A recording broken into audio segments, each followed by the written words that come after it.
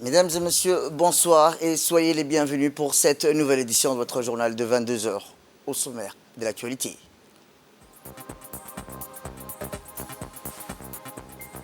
À la une dans l'actualité nationale, le chef de la diplomatie reçoit l'envoyé spécial de l'IGAD.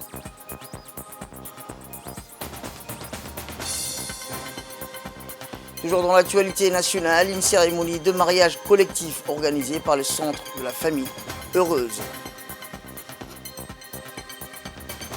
Et enfin, dans l'actualité internationale, résilience climatique au salon de la culture au Maroc.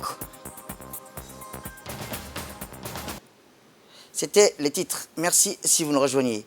Et nous débutons ce journal par ce communiqué du ministère des Affaires musulmanes et des biens Waqf qui informe qu'une réunion de sensibilisation et d'échange aura lieu le jeudi 2 mai prochain à 8h30 au Palais du Peuple pour tous les pèlerins inscrits au Hajj 2024. Cette rencontre vise à informer les pèlerins sur les divers aspects du Hajj avant leur départ au lieu saint. Les sujets abordés incluront les aspects organisationnels des rituels du Hajj, la santé des pèlerins, le transport aérien, les bagages et les déplacements entre la Mecque et Médina. Des recommandations et des directives seront également formulées pour que tous les pèlerins figurant sur les listes du Hajj 2024 soient sensibilisés. Eh bien, cette réunion sera animée par des officiels, des médecins et des anciens membres de la mission officielle du Hajj. Et dans l'actualité nationale, je vous le disais, le Premier ministre, M. Abdelkader Kamel Mohamed, a reçu aujourd'hui une forte délégation de la deuxième édition du Salon du Livre, avec à sa tête la représentante permanente de l'Organisation internationale de la francophonie auprès de l'Union africaine, de la Commission économique africaine, Mme Nefertiti. Cette délégation a été introduite par la ministre Jeunesse et de la Culture, Dr Hibo Moumin Assoui, accompagné du commissaire général du Salon, M. Omar Youssouf, des experts du Conféges, des principaux conseillers de la ministre de la Jeunesse et de la Culture. Les discussions ont porté sur l'importance de la promotion de la littérature et de la culture dans notre société. Le Premier ministre, M. Abdelkader Kamel Mohamed, a échangé avec la délégation sur les défis actuels rencontrés par le secteur du livre et sur les moyens de soutenir les auteurs et les éditeurs. Le Premier ministre s'est engagé à continuer à soutenir cet événement culturel majeur et à promouvoir la lecture et l'écriture auprès de la jeunesse. Il a en outre souhaité que ce salon du livre, qui a un succès régional, puisse s'exporter à l'international dans les prochaines éditions. Notons la présence de cette entrevue du chef du cabinet du Premier ministre, M. Ali Silay, de la directrice de la communication du Premier ministre, Mme Choukri Ali Boulaleh. Vendredi soir, 2 jours après le lancement de la deuxième édition du Salon du livre d'envergure internationale, sous le patronage du président de la République, son Excellence Ismaël Omar Guelleh, la ministre de la Jeunesse et de la Culture, Dr Hibo Moumin Assoui, a offert un dîner de gala en l'honneur de la famille littéraire et des représentants des organisations internationales. Étaient présents à ce dîner au Haïla Hotel, outre la ministre, les écrivains nationaux et étrangers, les représentants de l'UNESCO, de l'OIF, de l'ALESCO et plusieurs hauts cadres du ministère de la Jeunesse et de la Culture. Ce dîner, couronné par des chansons musicales, fut également pour Dr Hibo Moumin Assoui un élan en guise de remerciement aux éminents écrivains nationaux et étrangers et aux organisations internationales dont l'appui a non seulement contribué au succès de la deuxième édition du Salon du Livre, mais également conféré à cette rencontre littéraire une renommée internationale.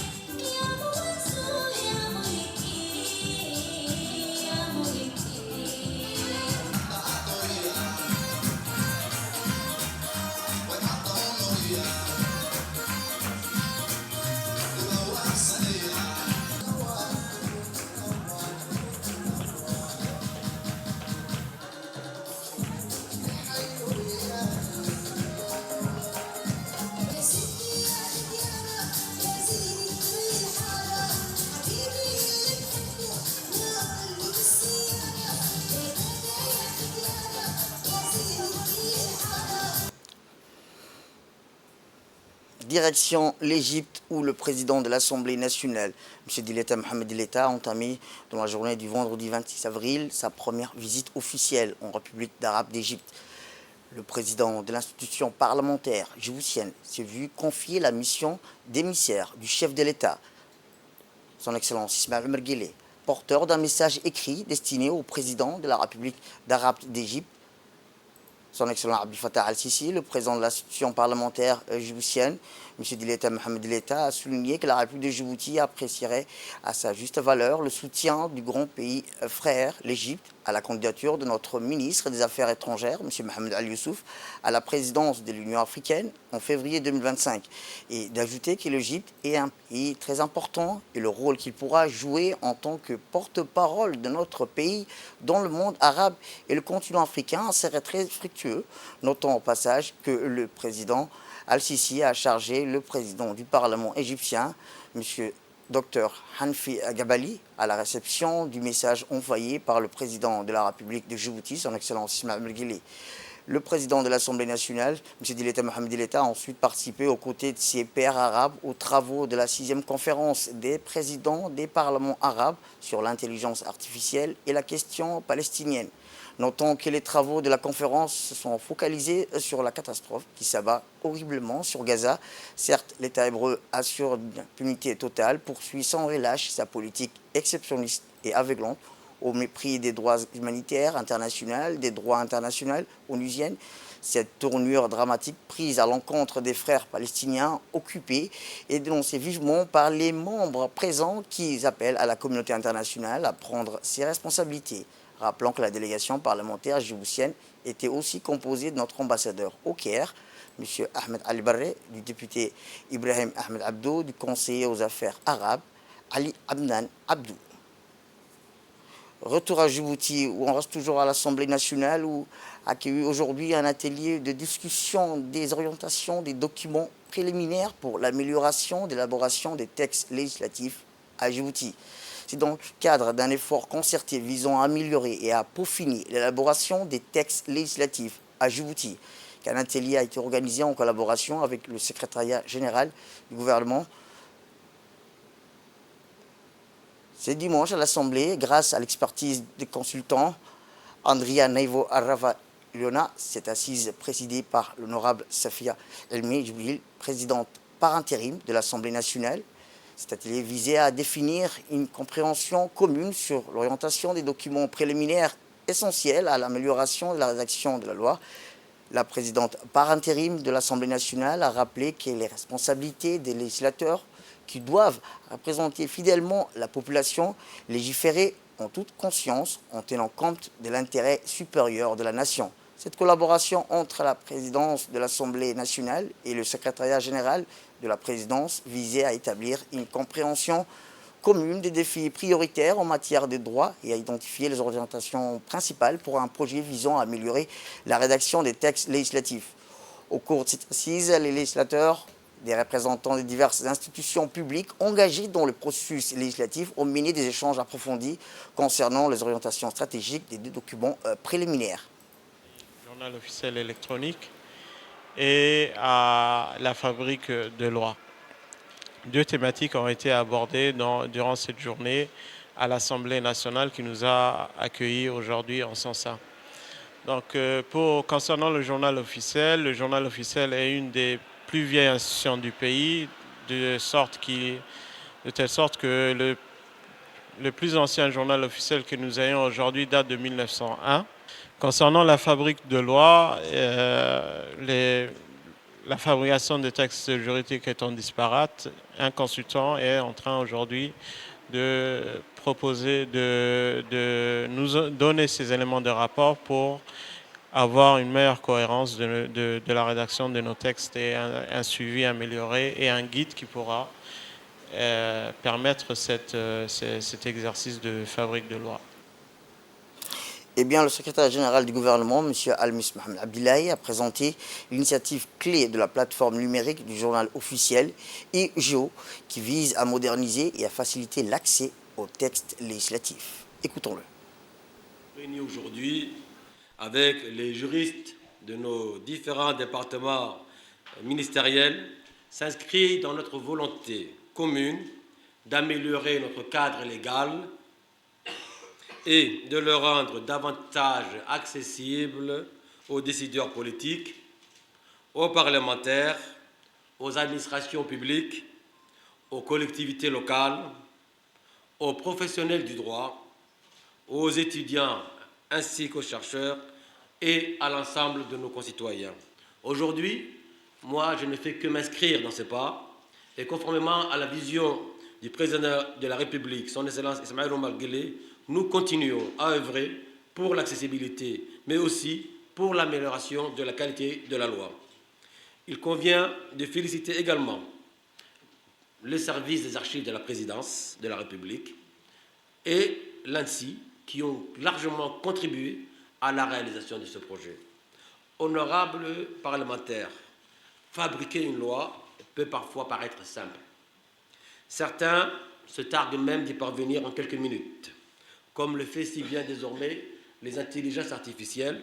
Il suffit de demander à une intelligence artificielle de vous faire la loi et elle vous la fait en 2 minutes. Pour autant, nous savons que le temps qui est consacré à la rédaction de la loi ou les objectifs recherchés à travers un projet de loi sont importants. Et nous savons, quoi que nous puissions dire aujourd'hui, nous savons très bien que faire une bonne loi reste un exercice très difficile.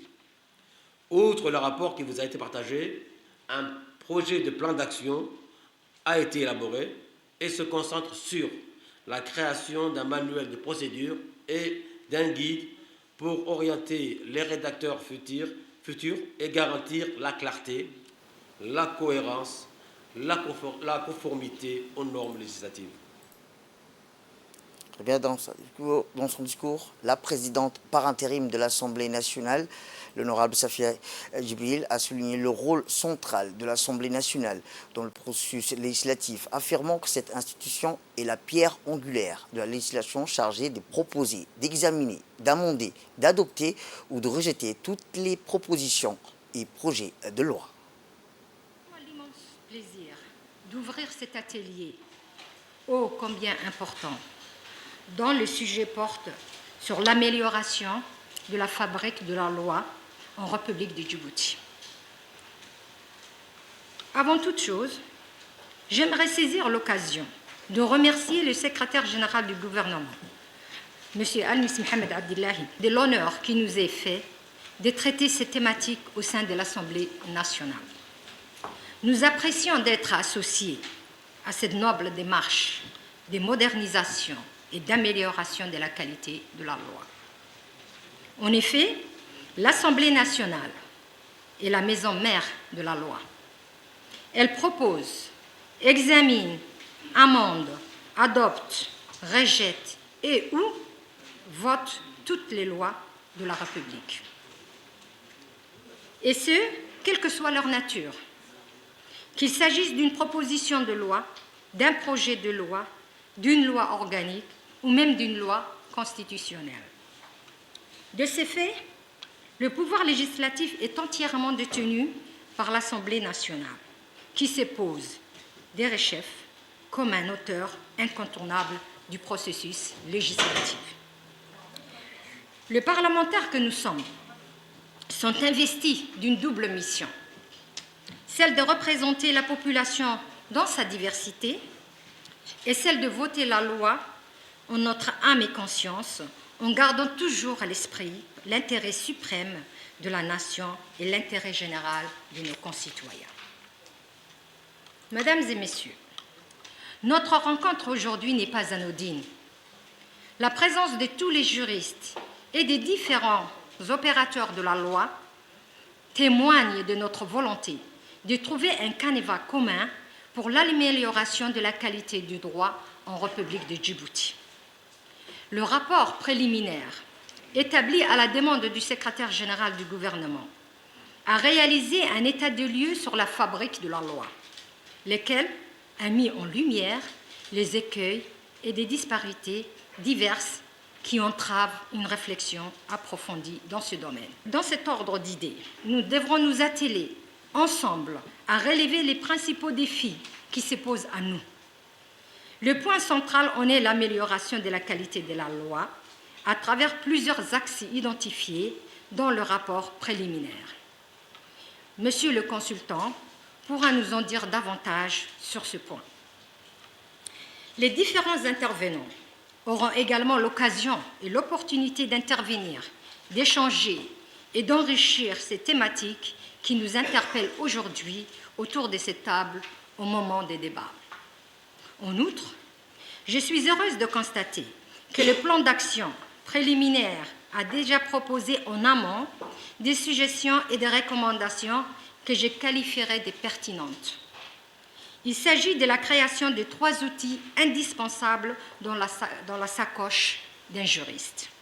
Autrement dit, il s'agit d'un manuel, des procédures pour la rédaction des projets de textes de loi, un guide similaire pour le projet des textes réglementaires et un aide-mémoire qui recense les principes essentiels de la rédaction légistique. Eh bien, écoutons à présent ces quelques réactions recueillies par notre équipe lors de l'atelier de discussion des orientations des documents préliminaires pour l'amélioration de l'élaboration des textes législatifs à Djibouti, qui s'est tenu ce matin aux arcanes de l'Assemblée nationale.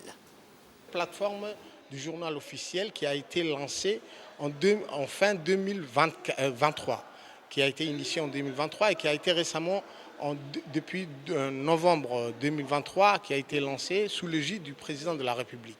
Cette plateforme consiste à la numérisation des journaux officiels de la législation nationale dès 1900 à nos jours et consiste à mettre en relief toute la législation nationale que la République de Djibouti, avant pré-coloniale et post-coloniale, a connue, c'est-à-dire depuis 1900. C'était un chantier, un challenge que le secrétariat général du gouvernement a réussi par le biais du dynamisme de l'actuel secrétaire général du gouvernement, son Excellence M. Al-Mis Mohamed Abdillahi. Et la seconde phase de cet atelier consiste à l'amélioration de la fabrication de la loi. Nous avions constaté depuis les antichambres des départements ministériels, c'est en ce sens que le secrétaire général du gouvernement a lancé ce projet d'amélioration de la qualité de la loi dont nous avions recruté un consultant international qui a honoré de sa présence pour rapporter un plus au niveau des parlementaires djiboutiens. Direction l'Arabie Saoudite où, dans le cadre des assemblées annuelles de la Banque islamique à Riyad, au Royaume d'Arabie Saoudite, une rencontre emblématique a eu lieu entre le ministre de l'économie et des finances, M. Ilyas Msdawale, et le vice-président de la Banque européenne d'investissement, M. Ostros Thomas. L'objectif de cette réunion d'envergure est le renforcement du partenariat entre la Banque européenne d'investissement et Djibouti dans le domaine crucial du développement des infrastructures régionales et nationales. Au cœur des échanges, la concrétisation des projets ambitieux a été au centre des préoccupations. Parmi ceux-ci, la phase 2 de l'usine de dessalement, symbole d'une collaboration visant à garantir l'accès à une ressource vitale dans la région. De plus, un projet solaire innovant a été évoqué, destiné à alimenter en énergie verte cette unité de dessalement, inscrivant ainsi Djibouti dans une trajectoire de développement durable et responsable. Par ailleurs, l'attention s'est également portée sur l'amélioration des infrastructures d'assainissement, en particulier dans la commune de Balbala, dont les travaux sont sur le point d'aboutir. Cette initiative s'inscrit donc dans une démarche globale visant à améliorer les conditions de vie des citoyens et à promouvoir un développement équilibré et inclusif, accompagné par une délégation de haut rang comprenant notamment le secrétaire général du ministère du Budget, Simon Bibratou, le directeur exécutif de la Banque centrale de Djibouti, Hassan Moussa, le directeur du financement extérieur, Ali Mohamed Ali Gadile, ainsi que le directeur de la dette, Abdulrahman Abdi Aden. Le ministre des Finances a souligné l'importance stratégique de cette coopération pour l'avenir de Djibouti. On reste toujours à Riyad, où en marge des assemblées annuelles 2024 de la Banque islamique de développement à Riyad, en Arabie Saoudite, le récit d'une collaboration prometteuse s'est dévoilé entre Djibouti et l'International Islamic Trade Finance Corporation, dirigée par le ministre des Finances, M. Ilyas Msdawale. La délégation djiboutienne a mené des pourparlers fructueux avec l'illustre ingénieur Hani Salem, directeur général par intérim de l'International Islamic Trade Finance Corporation. Dans ce ballet diplomatique, les éloges ont fusé pour célébrer l'excellence des rapports bilatéraux entre les deux entités. Une reconnaissance bien méritée pour les progrès significatifs réalisés dans le partenariat. L'accent a été mis sur la nécessité d'approfondir l'engagement l'International Islamic Trade Finance Corporation envers Djibouti, une nation ambitieuse désireuse d'atteindre de nouveaux sommets de développement avec un portefeuille actif de 600 millions de dollars, principalement investis dans le secteur crucial des hydrocarbures. Il joue un rôle vital dans le tissu économique du pays. Cette rencontre entre le ministre djiboutien et le DG par intérim a témoigné de l'importance cruciale de la coopération internationale dans la réalisation des ambitions de développement des nations membres de la Banque islamique de développement. Dans ce tableau où diplomatie et développement se mêlent, aujourd'hui la République de Djibouti trace sa voie vers un avenir prometteur, tissant des liens solides avec des partenaires stratégiques, inscrivant ainsi son nom dans les annales d'une coopération internationale. De Riyad, on passe aux Émirats arabes unis, où la branche Ouganda de la Banque Salam obtient le prix du meilleur nouvel établissement bancaire islamique. Un sacre. C'est donc à cela que la Banque Salam a eu le droit lors d'une cérémonie qui a réuni hier soir à Dubaï, aux Émirats arabes unis, tout ce que le milieu de la finance islamique compte d'acteurs clés, d'institutions phares et d'experts mondiaux reconnus. La succursale de la Banque Salam en Ouganda, récemment inaugurée, s'est vue en effet décerner le prix du meilleur nouvel établissement bancaire islamique, un signe honneur qui réjaillit naturellement sur Djibouti puisque notre pays abrite le siège de la Banque Salam et pas seulement. Voilà en effet des longues années que la banque fait corps avec le paysage bancaire djiboutien. Elle en épouse les aspérités au point qu'il peut se targuer d'être avec d'autres à l'origine des mutations profondes qui ont marqué ce secteur au cours de la décennie écoulée. L'appartenance de la Banque Salam au secteur bancaire national est aujourd'hui une évidence tant qu'elle s'identifie à lui et à sa vitalité et à son expansion dans les nombreuses opportunités qu'il offre à l'heure actuelle sont les pivots, fait remarquer Dr Ismail Omar Hussein, maître des conférences de l'Académie des sciences bancaires. Au cours de la cérémonie grandiose de remise des prix, le président du conseil d'administration de la branche ougandaise de la Banque Salam, Ibrahim Abdirahman, et le chef de la direction, Michael Monda, ont fièrement accepté ces distinctions au nom de l'institution bancaire et au nom du conseil d'administration du groupe Salam, de la direction personnelle et de la succursale de la Banque Salam en Ouganda. Il a salué pour son travail remarquable et honoré et reconnaissant envers tous ceux qui ont voté pour eux. Cela renforce, a-t-il dit, notre détermination à continuer à offrir des services de la plus haute qualité à nos clients, a-t-il souligné. Rappelons que la réussite de la branche Ouganda de la Banque Salam souligne son rôle de leader dans le développement de la finance islamique et en Ouganda et au-delà. En s'attaquant aux défis économiques et financiers avec ingéniosité et engagement, la banque a solidifié sa position en tant qu'acteur essentiel dans la transformation du paysage financier régional. Autre actualité nationale, le ministre des Affaires étrangères de la coopération internationale, porte-parole du gouvernement, M. Mohamed Ali Youssouf, a reçu en sa qualité le président du Conseil des ministres de l'IGAD, a reçu ce matin l'envoyé spécial de l'IGAD pour le Soudan, son Excellence Lawrence Korbandi.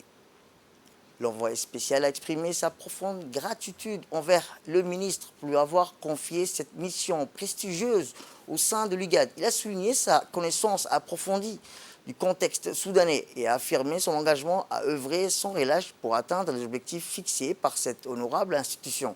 Le ministre Mohamed Ali Youssouf a chaleureusement félicité l'envoyé spécial et lui a témoigné son plein soutien. Il a encouragé son Excellence Korbandi a partagé sa vision dans les plus brefs délais et à s'engager activement dans la mise en œuvre de ses missions. Le ministre a souligné que l'envoyé spécial bénéficie du soutien total des États membres de l'IGAD dans l'accomplissement de sa noble mission. Cette rencontre témoigne de l'engagement indéfectible de l'IGAD en faveur de la paix, de la stabilité et du développement au Soudan. L'IGAD reste résolument attaché à favoriser le dialogue constructif et à la coopération régionale pour répondre aux défis qui se posent. Autre actualité dans cette édition de 22h, c'est aussi la ministre de la Femme et de la Famille, Mme Mouna Ousmane Aden, qui a honoré de sa présence à une cérémonie de mariage collectif organisée par le Centre de la Famille Heureuse hier au complexe Dar-Rahma. Ce centre qui est spécialisé dans la prestation des services de formation, de consulting de la famille a été créé en 2010 par Abdulrahman Jama' Rijal, spécialiste du domaine de la famille. Le centre a pour objectifs généraux la sensibilisation aux questions liées au bien-être familial, promouvoir la consultation, résoudre les conflits conjugaux et familiaux et développer des compétences de communication positives au sein de la famille et faciliter ainsi le mariage pour les jeunes couples. La présence de la ministre de la Femme et de la Famille à cette cérémonie démontre son engagement envers les valeurs familiales et son soutien aux initiatives visant à renforcer les liens familiaux au sein de la communauté. La participation d'une figure aussi importante témoigne de l'importance accordée à cet événement et peut certainement inspirer d'autres à suivre son exemple. Eh bien, dans son intervention, la ministre de la Femme et de la Famille a félicité les jeunes mariés et leur a souhaité beaucoup de bonheur pour leur nouvelle vie de famille. Éducation cette fois-ci, où l'Institut Confucius de Djibouti, en partenariat avec des entreprises chinoises implantées dans le pays, a orchestré une cérémonie mémorable en l'honneur de la Journée internationale de la langue chinoise. L'événement qui s'est déroulé à l'hôtel L'Escale de Djibouti a été présidé par M. Salah Alouane Issa, secrétaire général par intérim, en présence de l'ambassadeur de Chine à Djibouti, Hu Bin, ainsi que de hauts fonctionnaires du ministère de l'Éducation nationale et des partenaires de l'Institut Confucius. Les élèves des lycées de Djibouti ont offert une représentation théâtrale captivante sur la vie de la guerrière Mulan, accompagnée des chants et des danses en chinois. Leur performance remarquable a enchanté l'auditoire présent dans la salle. Durant 2010, les Nations Unies ont institué une journée dédiée aux langues officielles de l'organisation, parmi lesquelles figurent l'anglais, l'arabe, le français, l'espagnol, le chinois et le russe. Dans son discours, l'ambassadeur de Chine à Djibouti a souligné la longue histoire et la langue chinoise, l'une des plus anciennes, toujours en usage aujourd'hui. Il a également rappelé son statut en tant que l'une des 6 langues officielles des Nations Unies et l'une des langues les plus parlées au monde. La journée s'est conclue par la remise des prix aux lauréats de 2 concours, l'un portant sur l'écriture en caractère chinois et l'autre sur la maîtrise de la langue chinoise. Bénéfice d'une vitalité charismatique et d'une perspective prometteuse. Il est aussi l'une des 6 langues officielles de l'Organisation des Nations Unies et l'une des langues les plus parlées au monde. L'apprentissage du chinois devient de plus en plus populaire. Selon la dernière estimation, 20 millions de personnes dans plus de 180 pays et régions qui est en dehors de la Chine utilisent la langue chinoise. De plus en plus d'amis étrangers à travers ces ponts pour connaître des charmes de culture chinoise et explorer la clé du succès des modernisations, donc la contribution de la Chine à la paix et le développement du monde. Eh bien, le secrétaire général par intérim du ministère de l'Éducation nationale a mis en avant l'importance de cette première célébration de la Journée internationale de la langue chinoise à Djibouti, saluant l'engagement de l'Institut Confucius, des entreprises chinoises présentes dans le pays. Il a souligné le rôle économique crucial de la Chine en tant que partenaire de la République de Djibouti. Écoutons-le. Avec un immense plaisir que je prends la parole devant vous à l'occasion de la célébration de la Journée internationale de la langue chinoise. Cette initiative, mise en place pour la première fois dans notre pays grâce à l'Institut Confucius, en collaboration avec les entreprises chinoises implantées à Djibouti, témoigne de l'importance croissante des échanges culturels et linguistiques entre nos 2 nations. Comme nous le savons, la journée de langue a été instituée par les Nations Unies en 2010 dans le but de promouvoir la diversité culturelle. Et à cet effet, il est notable de souligner que la langue et la civilisation chinoise occupent le premier rang des langues les plus parlées et contribuent de manière inestimable au patrimoine culturel de l'humanité. Par ailleurs, la Chine représente un partenaire économique majeur pour la République de Djibouti et nos deux pays entretiennent des liens d'amitié historique profonds. Dans ce contexte, la promotion de la langue chinoise apparaît comme un choix stratégique essentiel. C'est pourquoi le ministère de l'Éducation nationale s'est engagé à promouvoir le développement du chinois dans notre pays. Sport pour clore l'actualité nationale sous l'égide du secrétariat d'État chargé des sports. La sous-direction régionale des Djora a clôturé cet après-midi le tournoi du Corridor Nord à Dora. Après un lancement mémorable, la veille réunit une pléiade dignitaires, parmi lesquels le secrétaire d'État chargé des sports, M. Hassan Mohamed Kamil, le préfet de la région et l'honorable Omar Aden, ainsi que d'autres personnalités de renom, telles que la secrétaire générale du secrétariat d'État chargé des sports, Mme Khadija Ibrahim, et le directeur des régions, Omar Hassan. La finale opposant Dora-Ville, hôte du tournoi à Randa, l'équipe Sensation a été un véritable spectacle. Après un match riche en rebondissements et en esprit sportif, Dora a finalement remporté la victoire au tir au but. À la fin du match, les vainqueurs, les vaincus et ceux qui se sont distingués tout au long de la compétition ont été honorés et récompensés par les officiels présents.